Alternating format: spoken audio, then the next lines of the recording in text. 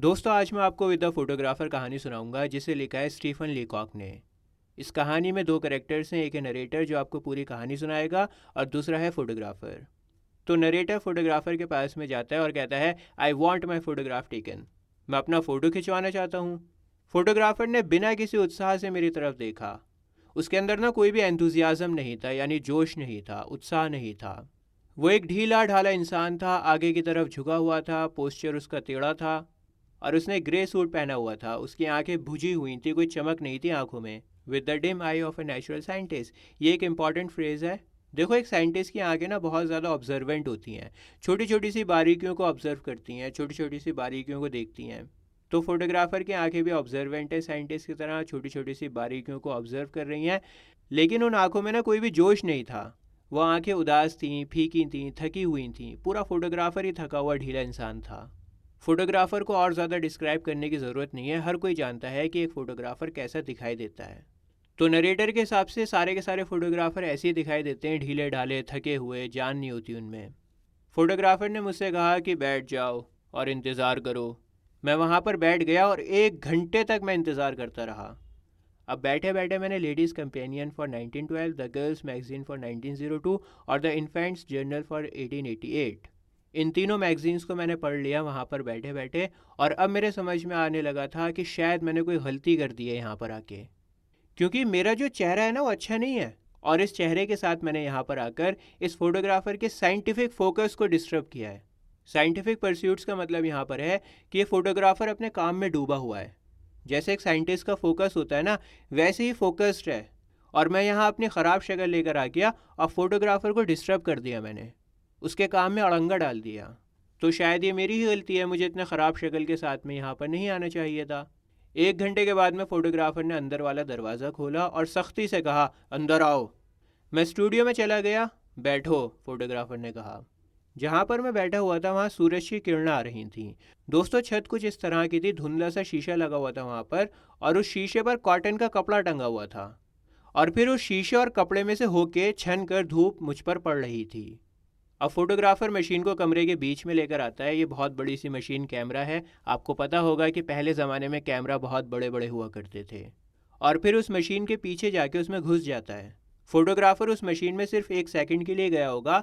Machine में वो मेरी झलक देखने के लिए गया था और फिर तुरंत बाहर आ गया और एक हुक वाली छड़ी से कॉटन के पर्दों और खिड़की के शीशों को खोलने लगा। पर्दे खिड़की को खोलने लगा जैसे मानो उसे हवा और रोशनी की ज़रूरत हो। फोटोग्राफर अब दोबारा से मशीन में गया और इस बार उसने अपने ऊपर काला कपड़ा डाल लिया था। काला कपड़ा अपने ऊपर इस वजह से ओढ़ा ताकि जो रोशनियों से परेशान न करे और वो मशीन में अच्छे से देख सके। इस बार वो मशीन में अंदर एकदम चुप था और मुझे समझ में आ गया था कि ये अंदर प्रार्थना कर रहा है। तो मैं भी चुप रहा। दोस्तों, ये मजाक के अंदाज में कहा गया है। देखो, नरेटर को एकदम सीधा रहना है, बिना हिले जुले रहना है ताकि उसका फ़ोटो खींच सके। और ऐसी सिचुएशन में कोई भी होगा वो यही चाहेगा कि जल्दी से जल्दी फ़ोटो खींचे ताकि वो अपनी नॉर्मल स्टेज में वापस आ सके। अगर आप भी वहाँ पर बैठे हुए होंगे तो आप कहेंगे, अरे क्या हो गया, सो गया के। तो ऐसी नरेटर भी मजाक के अंदाज में कहता है कि मैं समझ गया था कि वो अंदर प्रार्थना कर रहा है, और मैं भी चुपचाप बैठा रहा। आखिरकार फोटोग्राफर बाहर आया मशीन से और उसका चेहरा बहुत ही सीरियस था। उसने अपना सर इस तरह से हिलाया जैसे कुछ ठीक नहीं हुआ हो। बहुत ही ख़राब चेहरा है ये तो, मैंने धीमे से कहा। मुझे पता है, मुझे हमेशा से पता था कि मेरा चेहरा सही नहीं दिखता। फोटोग्राफर ने सुन के आह भरी और फिर कहा, मुझे लगता है कि अगर तुम्हारा चेहरा थोड़ा तिरछा करके दिखाया जाए ना तो बेहतर लगेगा। यानी सामने से पूरा चेहरा ना दिखे, बस 3/4 हिस्सा दिखे। 3/4 फुल का कोई भी मतलब नहीं है, इलॉजिकल टर्म है। लेकिन फोटोग्राफर इस तरह से दिखाना चाह रहा है जैसे उसको बहुत कुछ पता है, बहुत सारी टेक्निकल टर्म्स पता है, भारी भरकम वर्ड्स पता है।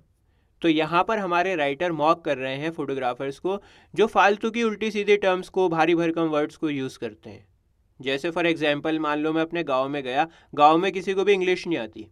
अब मैं उन सब के सामने कह रहा हूँ बेसिकली, फाइनेंशियली, स्टेबिलिटी, फलाना ढिमकाना, इस तरह के कुछ वर्ड्स मुझे पता है उल्टे सीधे, जिनका कोई मतलब वहाँ पर निकल ही नहीं रहा। लेकिन फिर भी मैं कह रहा हूँ क्योंकि मैं दिखाना चाह रहा हूँ कि मुझे तो इंग्लिश आती है। बात आ रही है आपके समझ में? बिल्कुल ऐसी फोटोग्राफर फालतू की उल्टी सीधी टर्म्स का यूज़ कर रहा है। 3/4 फुल का कोई मतलब नहीं है, लेकिन फिर भी उसने कहा क्योंकि वो दिखाना चाहता है कि वो प्रोफेशनल है और बहुत सारे टीचर्स यहाँ पर गलत मतलब निकाल रहे हैं। वो ये कह रहे हैं कि 3/4 फुल का मतलब है कि फोटोग्राफर ये कहना चाह रहा है कि नरेटर का जो चेहरा है ना वो थोड़ा सा फैटी होना चाहिए था, उस पर फैट होना चाहिए था, जबकि ऐसा कुछ नहीं है। फोटोग्राफी में एक टर्म होती है 3/4 व्यू। अब 3/4 व्यू तो इसको याद नहीं था फोटोग्राफर को, तो इसने मिलता जुलता कह दिया 3/4 फुल। जैसे मैंने आपको गांव का एग्जांपल दिया था, मान लो मुझे अंडरस्टैंड कहना है वहाँ पर अपना थोड़ा सा दिखाने के लिए ना कि मुझे इंग्लिश आती है, तो मैंने अंडरस्टैंड से मिलता जुलता कुछ कह दिया ठंडरस्टैंड। तो ये एक सटायर है। यहाँ पर हमारे राइटर मॉक कर रहे हैं उन फोटोग्राफर्स को जो उल्टी सीधी भारी भरकम टर्म्स का यूज़ करते हैं। जी जी जी, मुझे भी लगता है कि अगर मैं अपना चेहरा थोड़ा सा टेढ़ा कर लूँगा ना तो अच्छा लगेगा, मैंने जोश भरे अंदाज में कहा। मुझे ये देखकर अच्छा लग रहा था कि फोटोग्राफर इतनी मेहनत कर रहा है मेरे लिए बेचारा, इतने एफर्ट्स डाल रहा है, उसके अंदर इंसानियत है, इतने एफर्ट्स डाल रहा है मेरे लिए। मैंने फोटोग्राफर से कहा कि आपका चेहरा भी ऐसे ही लगेगा टेढ़ा होकर।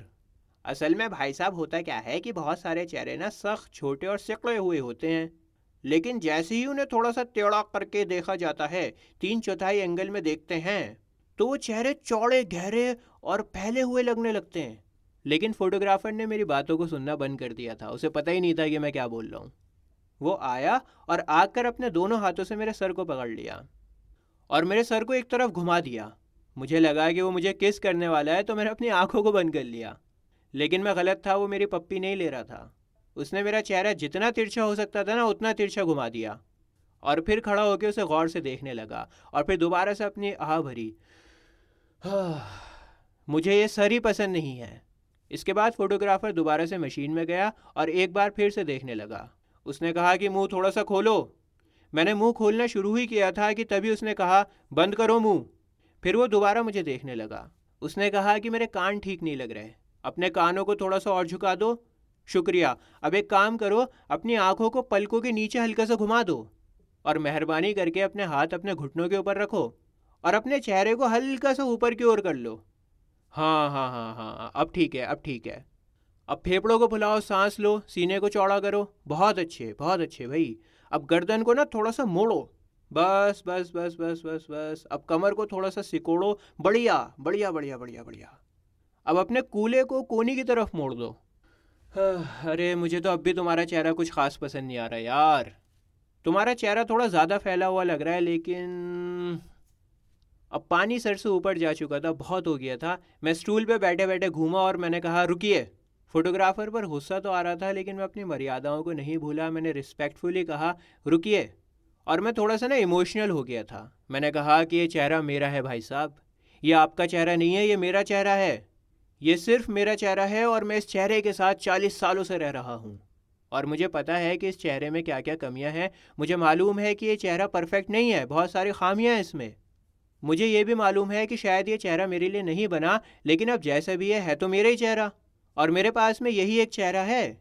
इमोशनल होने की वजह से मेरी आवाज़ थोड़ी सी भर गई, लड़खड़ा गई, लेकिन फिर भी मैं रुका नहीं, बोलता रहा।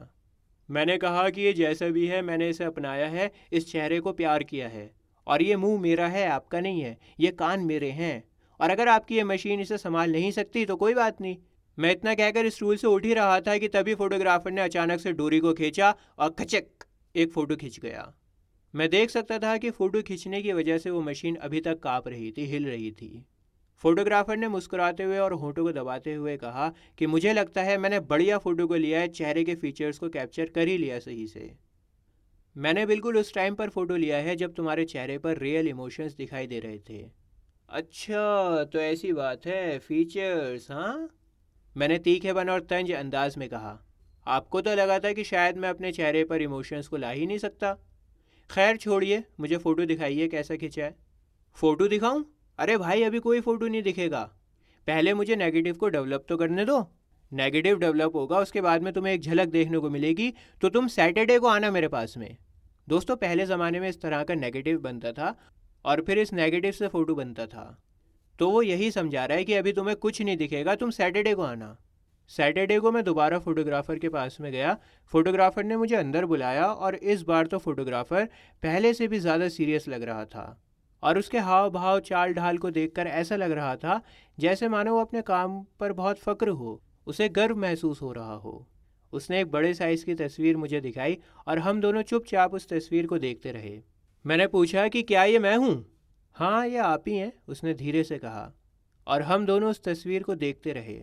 मैंने कहा कि इस तस्वीर में आंखें ना मेरे जैसी लग नहीं रही हैं। आंखें? नहीं, मैंने आंखों को ठीक कर दिया है और अब बहुत शानदार आई हैं, है ना? शानदार आई हैं ना आंखें? ठीक है, लेकिन मेरी आईब्रोज भी अलग लग रही हैं। फोटोग्राफर ने मेरी तरफ एक झलक डालते हुए कहा, आईब्रोज को हटा दिया गया है। हमारे पास में एक नई तरह की टेक्निक है, डेल्फाइड से न्यू आईब्रोज को बनाया जाता है। देखिए, यहाँ पर ना हमने बालों को माथे से ऊपर उठाया है, हेयर लाइन को पीछे कर दिया। मुझे बालों का नीचे माथे तक आना पसंद नहीं है। ओहो, आपको पसंद नहीं है? मैंने ताना मारते हुए कहा। कहने का मतलब यह है कि मेरी तस्वीर है और मेरी ही तस्वीर में तुमने अपने हिसाब से बालों को पीछे कर दिया। फोटोग्राफर ने कहा कि नहीं, मुझे तो बालों को पीछे ले जाके नई आईब्रोज को बनाना अच्छा लगता है। तो फिर मुंह का क्या ये मुंह मेरा है? मैंने कड़वे अंदाज में पूछा, लेकिन फोटोग्राफर को मेरी नाराज़गी का कोई एहसास ही नहीं था। फोटोग्राफर ने कहा कि मैंने तुम्हारे मुंह को थोड़ा सा ठीक किया है। तुम्हारा मुंह नीचे था, मेरे किसी काम का ही नहीं था, तो उसको थोड़ा सा एडजस्ट करना पड़ा। चलो, कम से कम कान तो ठीक लग रहे हैं, मेरे जैसे ही लग रहे हैं कान तो। कान के साथ में तो छेड़छाड़ नहीं करी तुमने कम से कम। फिर मैंने पूछा कि क्या ये सच में मैं ही हूँ तस्वीर में? हाँ, तुम ही हो। और तुम्हारे जो कान है ना, उन्हें मैं प्रिंट में ठीक कर सकता हूँ। अब हमारे पास में एक नया मेथड आया सल्फाइड का। सल्फाइड में हम पूरी तरह से कानों को गायब कर देते हैं फ़ोटो में। मैं देखता हूँ कि सल्फाइड वाला मेथड हो सकता है या नहीं। पूरी तरह से ना तुम्हारे कान एकदम गायब कर देंगे, हटा देंगे। सुनिए, मैंने फोटोग्राफर को टोका और सीधे खड़े होकर अपने चेहरे को इमोशंस के साथ में भरते हुए गुस्से में कहा, इतना गुस्सा जो वहीं उसको जला के राख कर देता। मैं यहाँ एक फ़ोटोग्राफ के लिए आया था, एक तस्वीर के लिए जो भले ही अच्छी ना लगे लेकिन मेरे जैसी दिखाई दे। मैं एक ऐसी तस्वीर चाहता था जो मुझे वैसा ही दिखाए जैसा मुझे गॉड ने बनाया है। भले ही वो चेहरा इतना अच्छा ना हो दिखने में, लेकिन मेरे जैसा हो। मुझे तो कुछ ऐसा चाहिए था जिसे मरने के बाद मेरे दोस्त संभाल के रख सकें, और वो फ़ोटो मरने के बाद गम को थोड़ा हल्का कर सके, कम कर सके। लेकिन अब लगता है कि मेरी ही गलती है, क्योंकि जिस तरह की तस्वीर मुझे चाहिए थी वो मुझे नहीं मिली। पता नहीं क्या बना दिया तुमने। तो चलिए, आप अपना काम करिए। आप नेगेटिव लीजिए या जो भी आप कहते हैं, सल्फाइड, ब्रोमाइड, ऑक्साइड या काओहाइड, जिसमें मन करे उसमें धो नेगेटिव को। दोस्तों, सल्फाइड, ब्रोमाइड, ऑक्साइड, ये तीनों तो केमिकल्स के नाम हैं। फोटोग्राफ में इसका इस्तेमाल होता है। लेकिन जो काओहाइड है ना, वो गाय की चमड़ी को कहते हैं। गाय की खाल तो किसी भी काम की नहीं है फोटोग्राफ में।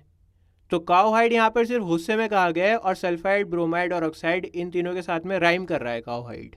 तो नरेटर ने कहा कि तुम्हें जो करना है तुम करो यार। आंखों को हटा दो, मुंह को ठीक कर दो, चेहरा एडजस्ट कर दो, होठों को दोबारा बना दो, नेक टाई को चमका दो, वेस्ट कोट को फिर से डिज़ाइन कर दो, वेस्ट कोट को चमका दो, शेडिंग करो, उसके ऊपर कढ़ाई करो, सोने से सजाओ। तुम्हें जो करना है वो करो, और तब तक करो जब तक तुम खुद ना मान लो कि अब ये फ़ोटोग्राफ परफेक्ट है, इसमें कोई गुंजाइश नहीं है सही करने की। जितना तुम्हें इसको सही करना है ना, तुम करो। और फिर जब सारा काम हो जाए, फ़ोटोग्राफ तैयार हो जाए, तो फिर उसे अपने पास में ही रखना। वो फ़ोटोग्राफ अपने दोस्तों को दे देना, शायद उन्हें पसंद आ जाए, क्योंकि मेरे लिए ये फ़ोटोग्राफ बेकार है, नकली है, इसकी कोई कीमत नहीं है। और यहीं पर हमारी कहानी ख़त्म हो जाती है। अगर आपको क्लास 10th ICSE के बाकी चैप्टर्स देखने हैं इंग्लिश के, तो अभी आपकी स्क्रीन के ऊपर जो प्लेलिस्ट आ रही है, इसके ऊपर आप क्लिक करो। आपको सारे चैप्टर्स बहुत ही आसान लैंग्वेज में मिल जाएंगे। मिलता हूँ आपसे किसी और वीडियो में। जय हिंद।